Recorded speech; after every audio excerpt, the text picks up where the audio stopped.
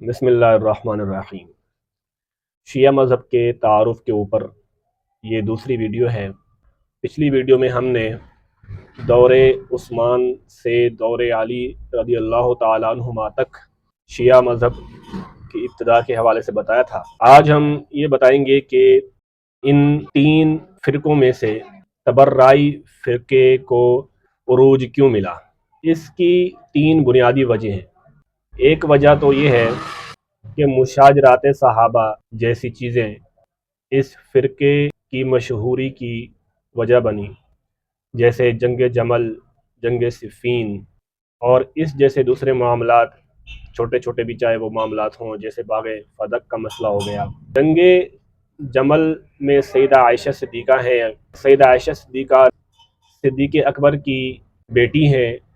جب یہ جنگ جمل کا ذکر کرتے تو ساتھ میں سیدہ عائشہ کے ساتھ ساتھ صدیق اکبر کو بھی برا بھلا کہتے، پھر صدیق اکبر کی وجہ سے فاروق اعظم کو بھی برا بھلا کہتے، کیونکہ فاروق اعظم کو صدیق اکبر نے خلیفہ بنایا تھا اور فاروق اعظم نے بالکل ویسی ہی خلافت کی جیسا کہ صدیق اکبر نے خلافت کی۔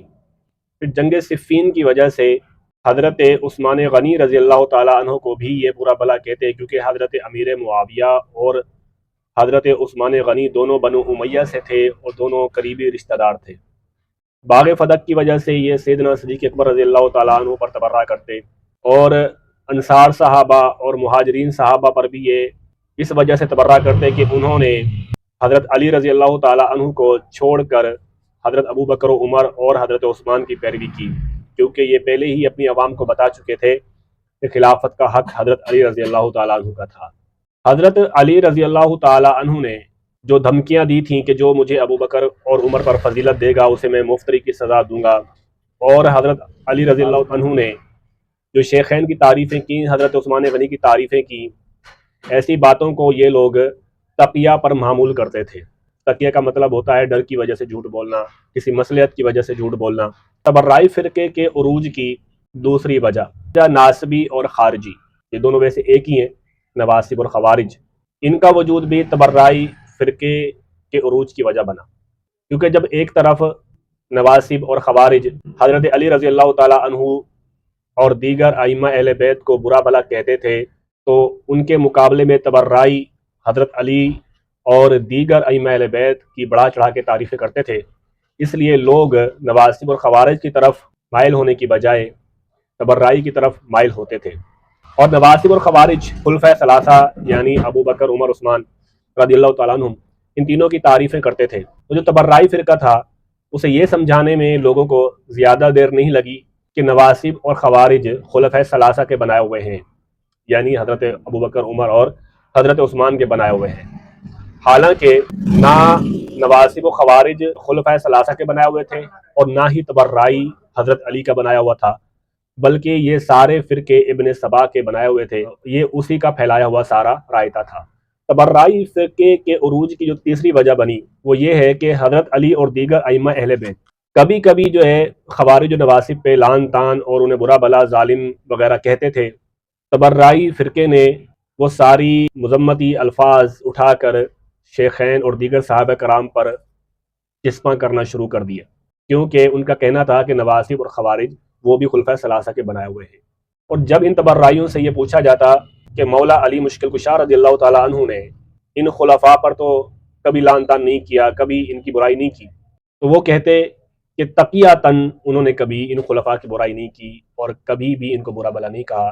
یہاں پر دو چیزیں وجود میں آئیں، ایک تقیہ کا عقیدہ وجود میں آیا اور ایک نصوص صریحہ وجود میں آئیں۔ نصوص صریحہ کا مطلب یہ ہے، یہ جو آپ کتابوں میں شیعوں کی کتابوں میں بھی اور بعض اہل سنت کی کتابوں میں بھی آپ کو کبھی کبھی کوئی روایت مل جاتی ہے کہ مولا علی نے فلاں صحابی کی برائی کر دی، فلاں ائمہ اہل بیت نے فلاں صحابی کی برائی کر دی۔ اصل میں یہی تھا کہ وہ نواسب و خوارج کی برائی کرتے تھے اور سبائیوں نے اس برائی کو اٹھا کر کسی صحابی کے اوپر چسپاں کر دیا، کبھی شیخین، کبھی دوسرے صحابہ پر چسپاں کر دیا۔ یہاں پر اس طرح نصوص صریحہ وجود میں آئیں۔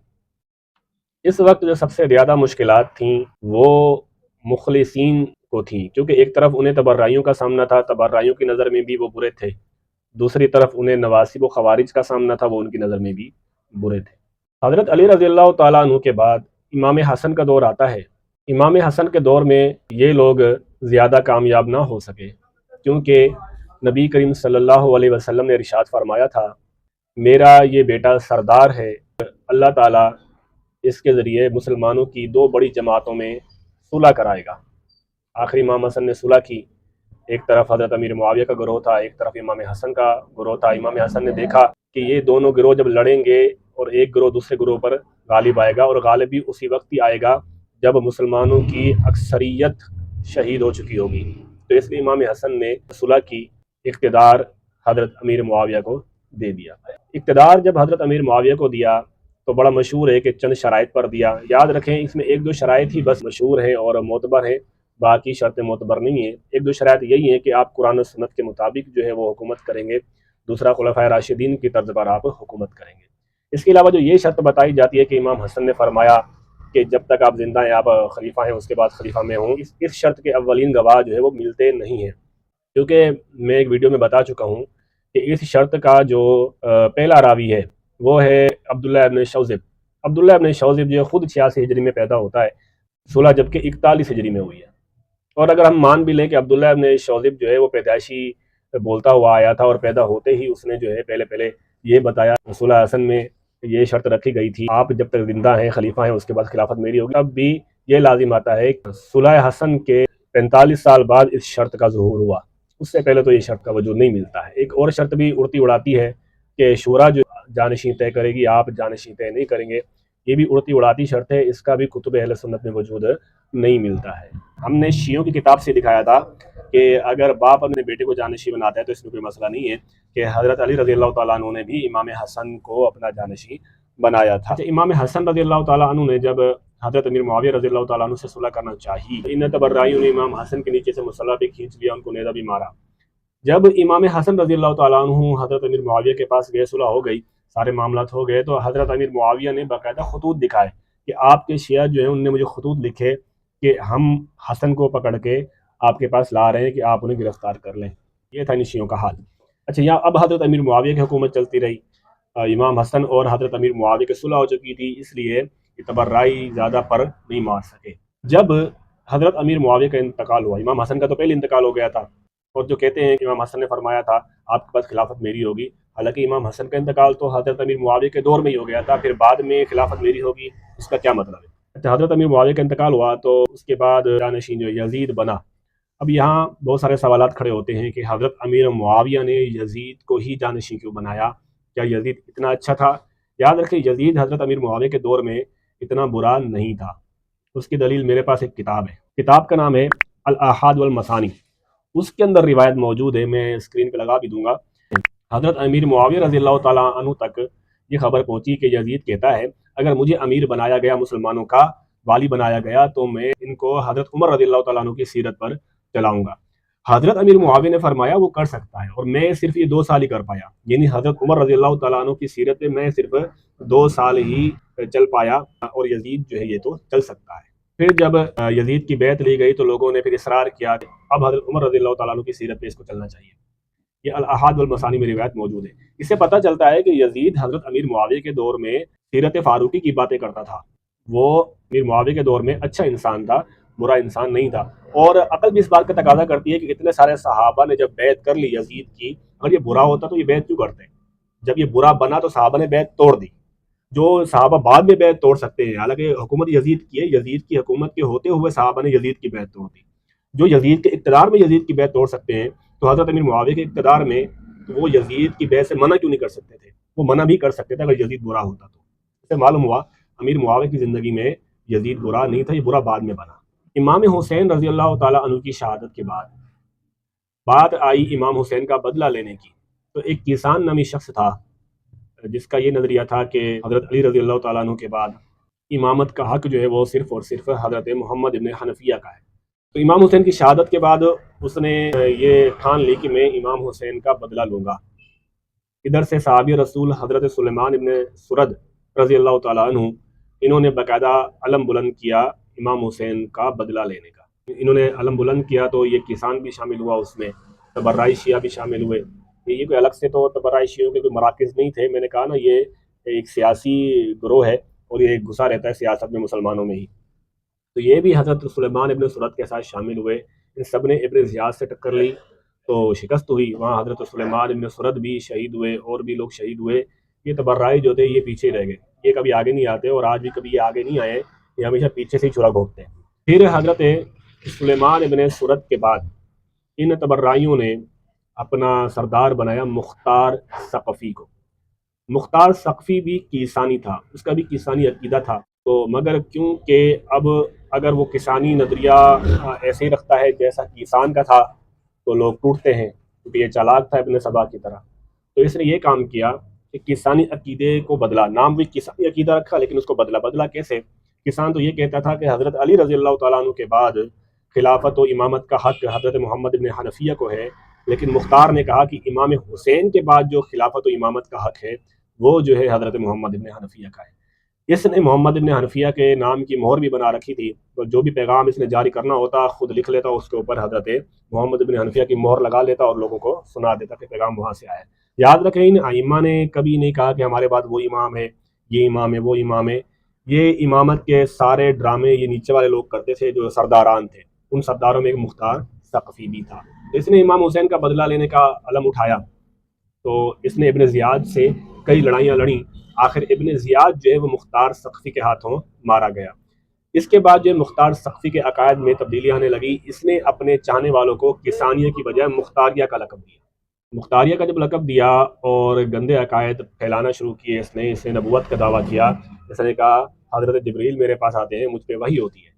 پھر وہاں محمد ابن حنفیہ رضی اللہ تعالیٰ عنہ جو مدینے میں تھے وہ اس سے بیزاری کا اعلان کر رہے تھے, اور اس مختار ثقفی کے مقابلے میں جو کھڑے ہوئے وہ ہیں حضرت مصعب ابن زبیر رضی اللہ تعالیٰ عنہ. انہوں نے جو ہے مختار ثقفی پہ چڑھائی کی اور مختار ثقفی کو واصل و جہنم کیا. یاد رکھیں یہ کسانی فرقہ بھی تبرعی فرقے کی ایک شاخ ہے. پھر جب حضرت محمد ابن حنفیہ کا بھی انتقال ہوا تو یہ کسانی فرقہ کئی ٹولیوں میں بٹا, کیونکہ یہ سیاسی گروہ تھا, یہ مذہب نہیں تھا جو تقسیم نہ ہوتا, یہ جو ہے ایک سیاسی گروہ تھا. اب جیسے ہی حضرت محمد ابن حنفیہ کا انتقال ہوا تو ان کا ایک سردار تھا ابو قریب. ابو قریب نے کہا کہ حضرت محمد ابن حنفیہ کا انتقال نہیں ہوا ہے, وہ دشمن کے خوف سے روح پوش ہو گئے ہیں, ابھی بھی امام جو ہے محمد ابن حنفیہ ہی ہیں. کیونکہ اصل میں لوگ جو ہے اپنا وہ سرداروں کی ہی زیادہ پیروی کرتے تھے اور انہی کے کہنے پر ہی وہ کسی کو امام مانتے تھے. تو اب یہ سردار کبھی نہیں چاہتے تھے کہ لوگ ہماری پیروی چھوڑ کے کسی اور کی پیروی کریں. اس لیے ابو قریب نے کہا کہ ابھی بھی جو ہے آپ ہماری ہی پیروی کریں, امام نہیں بدلا ہے. ایک اور سردار اسحاق, وہ بھی فرقہ کیسانیہ کا سردار تھا. اس نے کہا نہیں, حضرت محمد ابن حنفیہ انتقال کر گئے ہیں, اب ان کے بیٹے حضرت ابو ہاشم وہ جو ہے امام ہے. اس طرح جو اسحاقی فرقہ تھا, فرقہ اسحاقیہ, اس نے جو ہے امامت حضرت ابو ہاشم کی اولاد میں مانی کہ اب امامت جو ہے وہ ابو ہاشم کی اولاد میں چلے گی. ایک اور سردار تھا ابن حرب, اس نے تو خود ہی امامت کا دعویٰ کر لیا کہ محمد ابن حنفیہ کے انتقال کے بعد امام اب میں ہوں, لہذا میری پیروی کرو. فرقہ اسحاقیہ کی ایک شاخ, انہوں نے عبداللہ بن معاویہ بن عبداللہ ابن جعفر کو امام مانا, اور کوفہ کی جو اکثریت تھی وہ انہی کی متبع اور تابع ہو گئی. فرقہ کیسانیہ کی ایک جماعت نے یہ کہا کہ امامت حضرت ابو ہاشم سے اب بنو عباس کی طرف منتقل ہو گئی ہے. پہلے تو بنو ابی طالب میں امامت تھی, لیکن اب ابو ہاشم کا جیسے انتقال ہوا ہے تو اب جو ہے امامت یہ بنو عباس میں منتقل ہو گئی ہے. بنو عباس میں سے حضرت علی بن عبداللہ ابن عباس, ان کو انہوں نے امام مانا. پھر انہوں نے کہا اب جو امامت ہے وہ ان کی اولاد میں چلے گی. آخر کار عباسی حکمرانوں کے دوسرے خلیفہ منصور دوانکی عباسی, جس کا انتقال 158 ہجری میں ہوا ہے, وہاں تک امامت جو ہے وہ بنو عباس میں مانی گئی. اس کے بعد امامت کو بنو عباس میں ماننے والے ختم ہو گئے. اس ویڈیو کو ہم یہیں تک رکھتے ہیں, انشاءاللہ یہ سلسلہ آگے چلے گا. اب تیسری ویڈیو میں ہم بتائیں گے انشاءاللہ فرقہ کیسانیہ کی مزید تفریق. اس کے بعد ہم بتائیں گے امام زین العابدین کا دور, پھر حضرت امام زید, امام باقر, ان کے دور میں جو ہے شیعوں کا حال کیا تھا اور کس طرح جو ہے یہ رنگ بدلتے رہے اور کس کس نام سے یہ رونما ہوتے رہے. انشاءاللہ ہم تیسرے حصے میں ضرور بتائیں گے. السلام علیکم.